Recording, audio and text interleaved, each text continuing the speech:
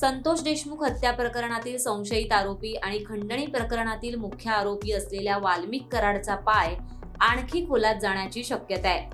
पवार गटाच्या खासदार सुप्रिया सुळे यांनी या प्रकरणात ईडी आणि पीएमएलए का कारवाई करत नाही असा सवाल उपस्थित केलाय. वाल्मिक कराडवर आधीच खंडणी अंतर्गत गुन्हा दाखल होता. खंडणी विरोधात पीएमएलए कायद्याअंतर्गत गुन्हा दाखल केला जातो. मग वाल्मिक कराड प्रकरणी ईडी आणि पीएमएलएची अंमलबजावणी का करण्यात आली नाही असा सवाल सुप्रिया सुळे यांनी राज्य आणि केंद्र सरकारला विचारलाय. अनिल देशमुख, संजय राऊत, नवाब मलिक यांना या देशात एक कायदा आणि वाल्मिक कराडला दुसरा कायदा असं का, असंही सुप्रिया सुळेंनी यावेळी म्हटलंय. मे मध्येच कराडवर खंडणी विरोधात गुन्हा दाखल करण्यात आला होता. जर ईडी आणि पीएमएलएने त्यावेळीच कारवाई केली असती तर आज संतोष देशमुख जिवंत असते, अशी हळहळही सुप्रिया सुळे यांनी यावेळी व्यक्त केली. त्याचा कायदा हा ब्लॅक मनी म्हणजे काळा पैसा रोखण्यासाठी याच्यासाठी पीएमएलएचा ऍक्ट युपीए सरकारने आणलेला आहे. त्या काळातली भाषणात काय पार्लमेंटमध्ये झालं आता हे त्या इतिहासात मी पडत नाही, पण पीएमएलए ऍक्ट आला.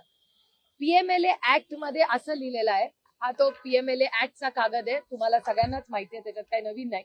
Offences under Indian penal code 45 of 1860 त्याच्यात नंबर आहे 384 and 389. Offences relating to extortion, जे हा पीएमएलएचा शेड्यूल आहे त्याच्यामध्ये एक्स्टॉर्शन हे पीएमएलए मध्ये येतं. आता मला दोनच प्रश्न सरकारला विचारायचे, कारण का हे फायनान्स मिनिस्ट्रीच्या अंडर येतं. आता हा एक कागद जो सातत्याने बजरंग अप्पा आणि संदीप भैया मांडतायत, तुम्हाला आधी दाखवलेला आहे की ED enforcement director ministry of finance हे केंद्र सरकारमध्ये येतं. या कागदावर असं लिहिलेलं आहे, तारीख आहे 14/3/2022 साली वाल्मिक कराडांच्या नावाने हा कागद आहे. हा तुम्ही सगळ्यांनी कदाचित तुमच्या चॅनलवर पाहिलेला आहे. हा finance ministry government of India हा कागद आहे, त्याची ही नोटीस आहे, ही तुम्ही पाहिलेली असावीच मला वाटतं. हा झाला पहिला मुद्दा, हा पीएमएलएचा आहे.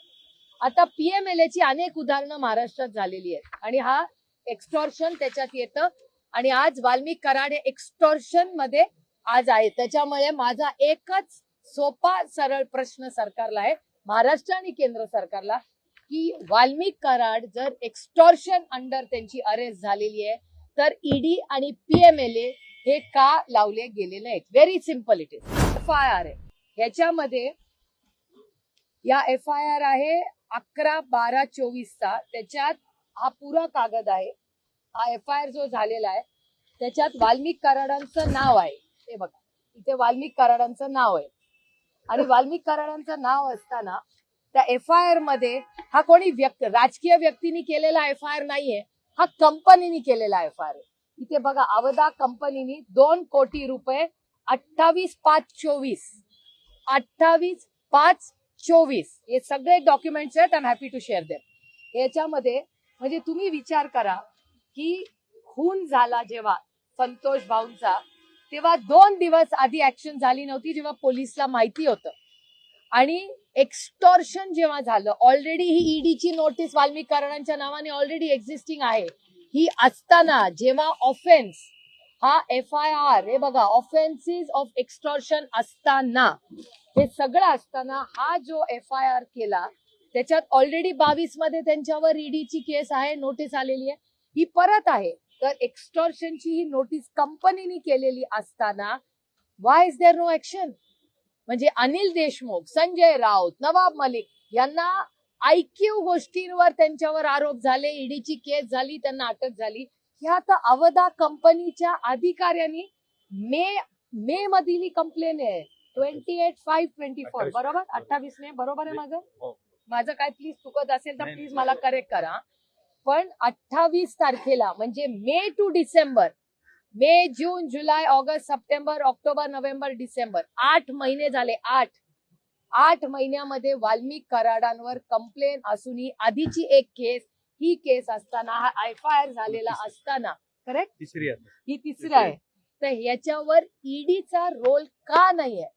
माझी ईडीला विनंती आहे की फायनान्स मिनिस्ट्रीमध्ये आपण सगळ्यांनी मिळून तो बिल पीएमएलएचा पास केलेला आहे तर कदाचित या सरकारकडून ही माहिती केंद्र सरकारला दिली गेली नसेल, तर बाप्पा आणि मी फायनान्स मिनिस्ट्रीला हे पत्र लिहिणार आहे.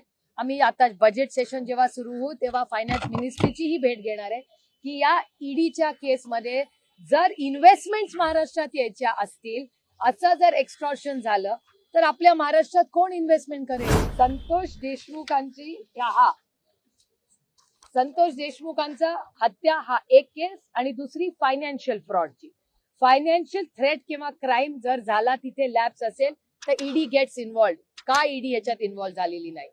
2 दिवसाची गॅप, पुन्हा सांगते हे आता इंटरकनेक्टेड आहे. म्हणजे वाल्मिक कराडांना ही स्पेशल ट्रीटमेंट सातत्याने का दिली जाते?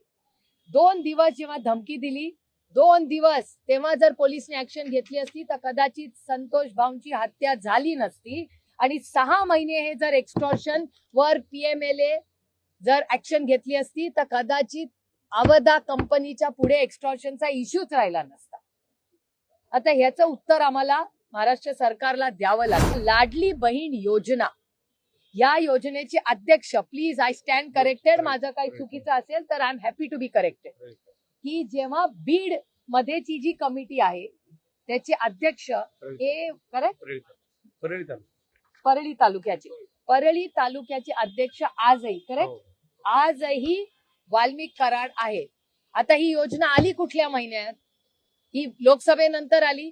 लोकसभेच्या आधीच हा एक्स्टॉर्शनचा गुन्हा होता. ज्या माणसावर एक्स्टॉर्शनचा गुन्हा आहे त्याला तुम्ही महिलांच्या या लाडली बहीण योजनेचा अध्यक्ष करता, जे किती असंवेदनशील. It's just shocking. मला ह्या 3च प्रश्नाची उत्तरं पाहिजेत की हे ईडी आणि पीएमएलए का नाही याची अंमलबजावणी झाली? आज 30 दिवस झाले त्या हत्येला, क्रूर हत्येला. आजही एक त्यातला खुनी इन्व्हॉल्व जो आहे तो फरार आहे. तर त्याचं उत्तर सरकारला आपल्याला द्यावं लागेल. आणि लाडली बहीण योजनेचा आजही परळीचे ते अध्यक्ष आहेत. त्याच्यामुळे अनिल देशमुख, संजय राऊत, नवाब मलिक यांना या देशात एक कायदा आणि वाल्मिक कराडांना एक कायदा.